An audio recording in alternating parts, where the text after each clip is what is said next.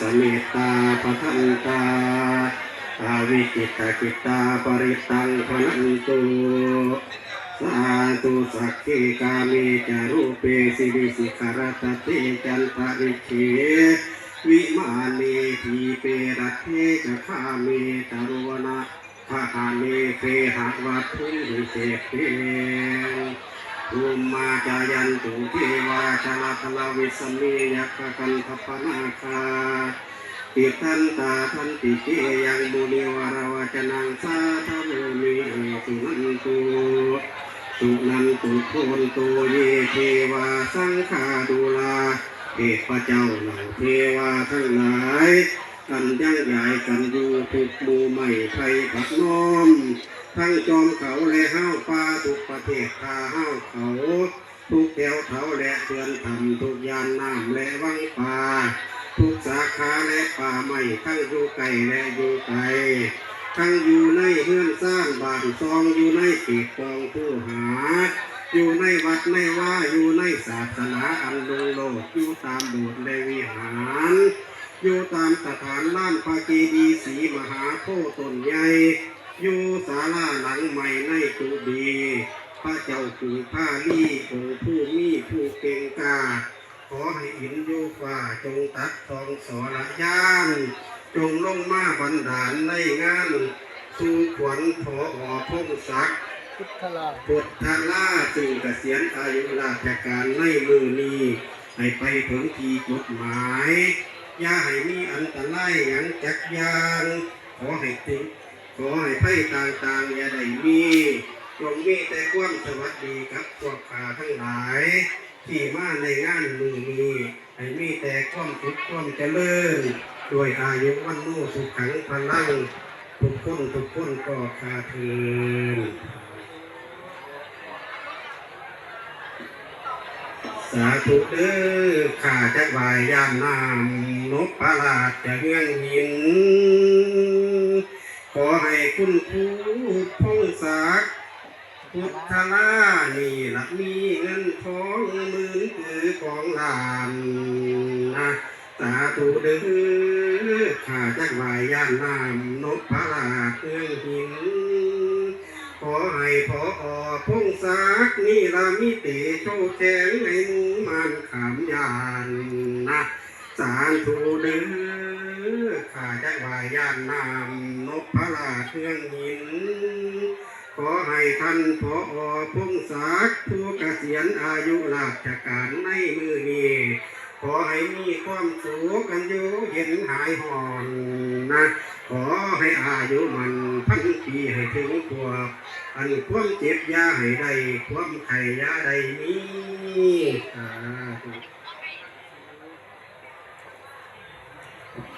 นะโมตัสสะภะคะวะโตอะระหะโตสัมมาสัมพุทธัสสะนะโมตัสสะ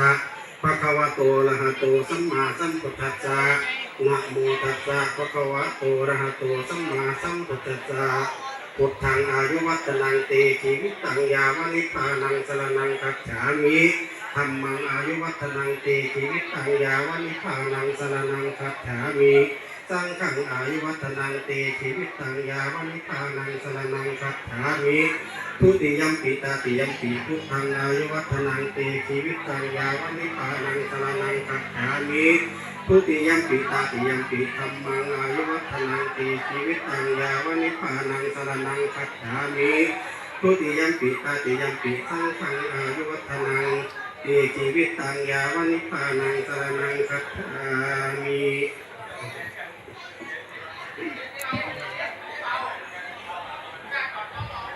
นะโม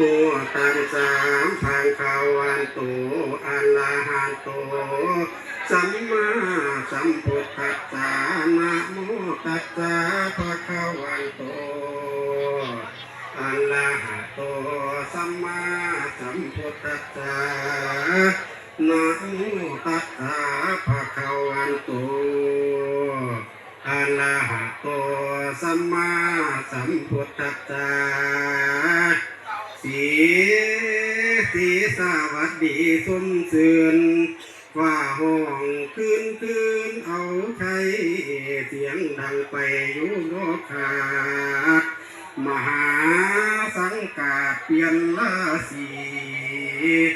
เป็นฤดูกาลดีแถมไทยพระสุริยะอาทิตย์ใหญ่ได้เข้าสู่ราศี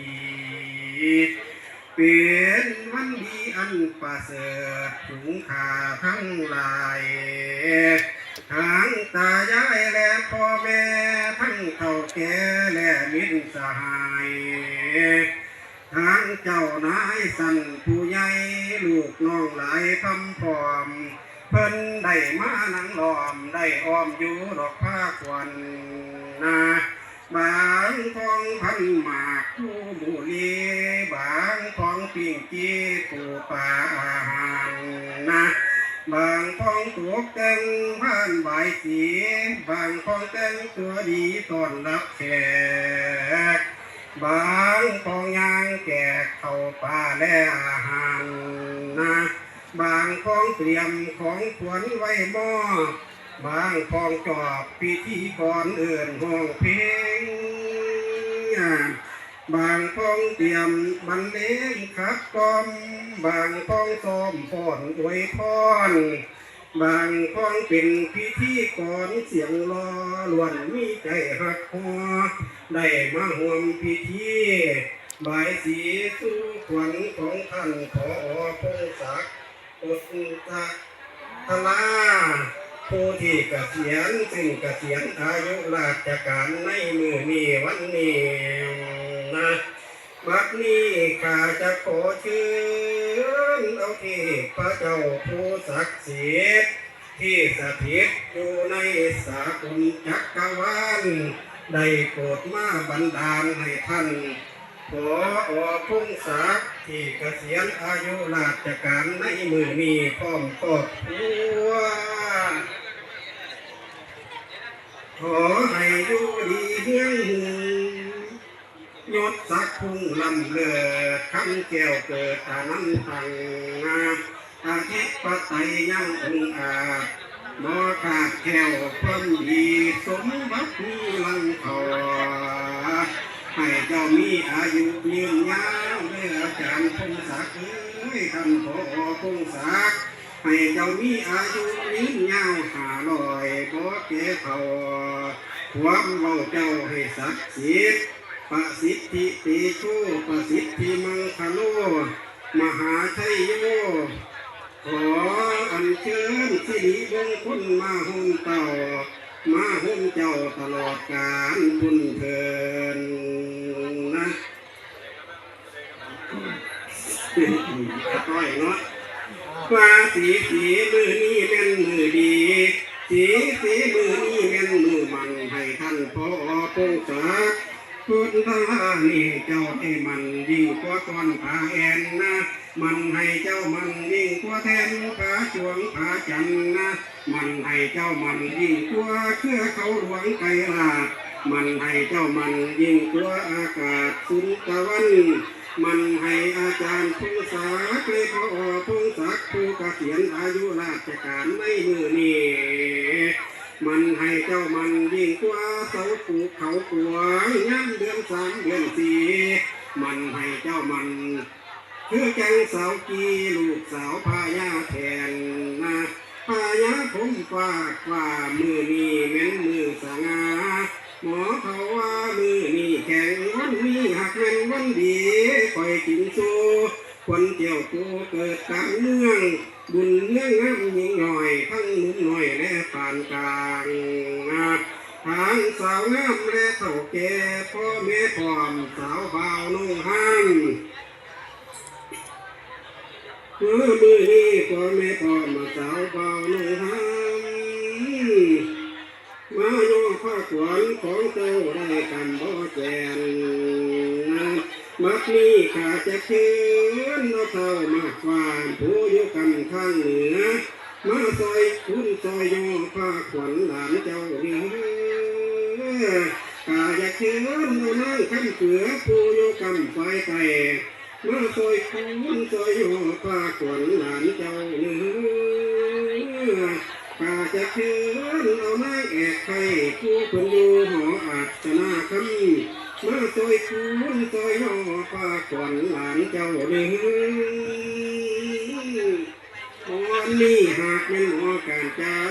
คาถาอันนี้หากเป็นคาถาตั้งแต่เก่าหมอเฒ่าแต่โบราณเก็บไว้ย่อเพิ่นก็เอามาหนุนเจ้าแล้วเก็บไว้ชวนเพิ่นก็เอามาคำเจ้าแล้วน้ำเต้าแก้วออกบ่กินเย็นก็หากเป็นแท้ดีเหมือนว่าสีอยู่ปากฟ้ามีไฟฟ้าหลวงไหลหัวกล้วยหลายครับพ่อสร้างมาออกเรื่องนั้นอันขั้นตั้งเกิดขึ้นแล้วน้ำบ่อแก้วเกิดกลางเมืองโพไส้เลี้ยงเกิดขึ้นแล้วโพไส้แก้วนั้นมีมาคนเก่งกล้าเพิ่นว่าหักหนึ่งบ้านกันคนหานนั่นละแม่นสังขีดถีบมาแก้วแต่อ่อนเขาคูนควรนะว่ามาเยอะมาเด้อขวัญเอ้ยมารักขวัญนะผู้เป็นห้าก็ให้มาสามือนี้วันนี้ขวัญจะไปปลูกหมากเป็นใบก็ให้มาสามือนี้วันนี้ขวัญจะไปปลูกหัวชิงไข่เขียวอ่อนก็ให้มาสามือนี้วันนี้ให้เจ้ามาตามทางคนทองให้เจ้ามาตามปองคนเที่ยว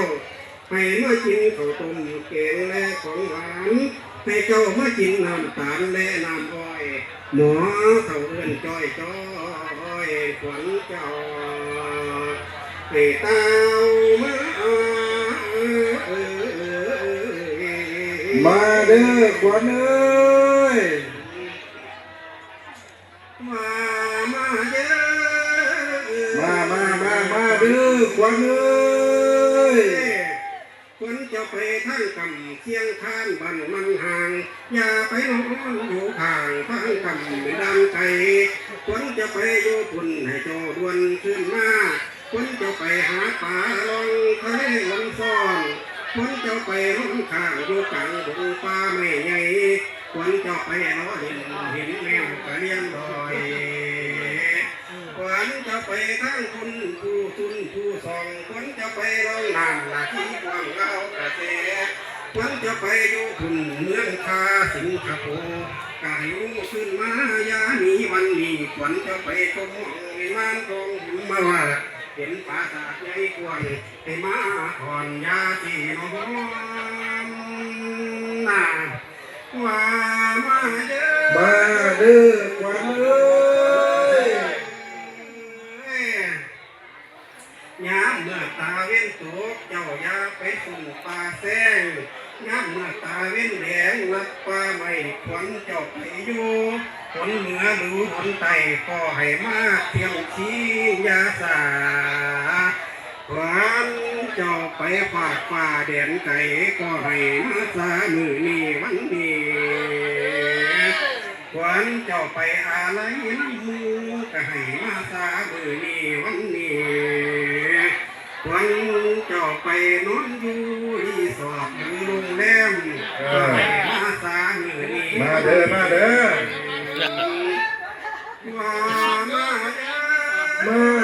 ขวัญเอ้ยไปอยู่ที่สอดได้ไก่มาขันมาหอดกลางให้ยาไปส่งปลาหาข้าขันมาหอดกลางนายาไปส่งปลาเขามาเอ้ยมาก่อนขอนยาไปส่งอยู่ป่าใหญ่เลยขอเด้อขวัญพอถ้าจะพ่วงกันมากคือกันเลยขันฝนตกเจ้าอย่าเดินไปทางนาขันฟ้าห้องเจ้าอย่ายางไปทางไกลเป็นจังใดให้เจ้ามานอนอยู่บ้านขันเมื่อเจ้าขี่ข้านให้เจ้านอนอยู่เพื่อนเด้อสิ้นเดือนขั้นสิ้นเดือนให้เจ้าได้บำนาญเป็นยากินเค็มมันที่เป็นโรคไตเฮ็ดอันใดกาได้ก้าวหน้าค้าขายกำไรดีเด้อท่านผอ.พงศักดิ์เด้ออันความเจ็บยาให้ได้อันความไข้ยาได้มีให้ได้เป็นเศรษฐีให้มีอายุยืนยาวยิ่งให้ได้มีทุกสิ่งสมปรารถนาโอ้ยผอ.สมศักดิ์พงศักดิ์ผู้เกษียณในมือนี้ ให้เจ้ามีพลาหน้าไม่แข็งแรงพอแก่เข่า แข็งแข็ เงิ ง นทองไหลลังเข่าให้หุ้มเจ้าอยู่สู่วัด รวย น่าสารพันทรัพย์สมบัติเพื่อนสร้างบ้านรถบริบทเบิดทุกอย่างทุกอันก็ขอให้ลำด้วยเด้อ สาธุ หิตาตะปิยะปุตตาปุเรธาปาลมีหัพยังมีปริสันเกขะกะโลทะวัจจะนังมะมะอายุวันโนสุขังพลัง สาธุ กวนจบลงแล้วขอไว้พรโลจักหน่อย เอาเลยเอาเลย สาธุเด้อข้าจากวันธรรมน้อมเชิญเอาทั้งพุทธบาททะยันตัวขึ้นก้าวอ้างเป็นธรรมเจ้าศาสดาโยในใต้หลุมฟ้าพญาใหญ่มั่นหลวงพร้อมด้วยพลเสนามารบลาพระองค์เจ้าองค์สัมมาจึงตรัสเว้าทะยันตัวถึงมาปราบนาคประสูนแล้วสิ้นมานหายได้อ่อนย้อม องค์พระสัมมาทังพร้อมวิชัยยุทธให้สมบูรณ์บ่ได้สูญหรือเสียชีวิตคนทั้งสองคำเอาพระธรรมกะเลสีศัตรูมีก็เตะพาย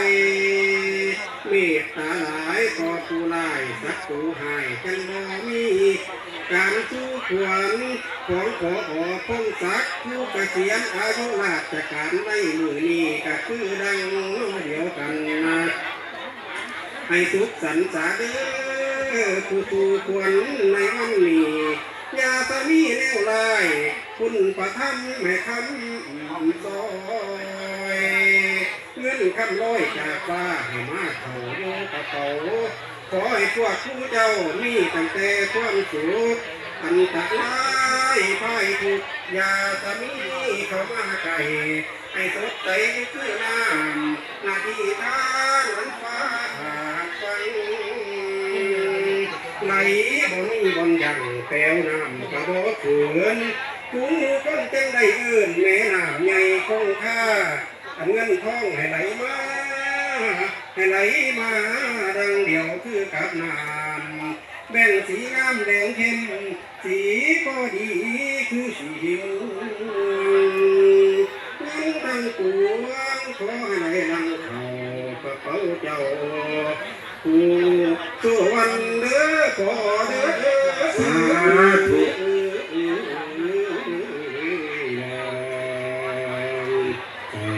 สาธุพิธีใบสีสุขวัญ ไฟ เด็ดแล้วมาด้วยกันมีพอภาพด้วยผูกแขน มันมีไฟน้ำมันต์กัน เอาไฟในม้วนติ มันต้องไฟน้ำมันต์ พ